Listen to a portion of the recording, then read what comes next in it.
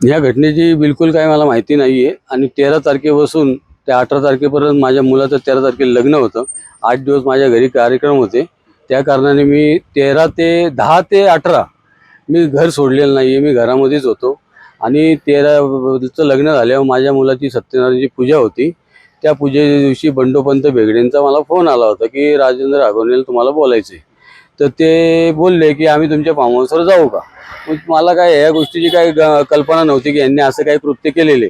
त्याच्यामुळं मला नेहमीप्रमाणे येतात म्हणून मी म्हणलो जा. आणि कारण की मी पण फार बिझी असल्या कारणाने माझ्या घरी पाहुणे रावणे होते आणि त्या ह्याच्यात मला जास्त बंडोबांशी किंवा राजेंद्र आगवणेशी बोलता नाही आलं.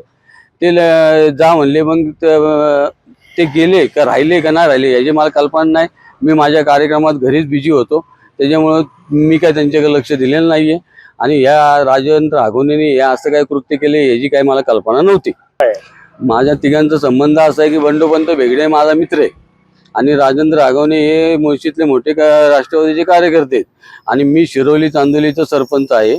या नात्याने आमच्या कुठं ना कुठं कार्यक्रमामध्ये भेट होत असते राजेंद्र आगवणेंची. त्याच्यामुळे ती आमची ओळख. आम्हाला पोलिसांनी बोलवलं तर आम्ही जाणार. त्यांना सांगणार जाऊन बोलवलं की आम्ही जाणारच आहे त्यांच्याकडे. आणि तसे बी ते आमच्या घरी येऊन गेलेले आहेत पोलीस. त्यांना हेच परिस्थिती जी तुम्हाला सांगितली त्यांना सांगितलेली.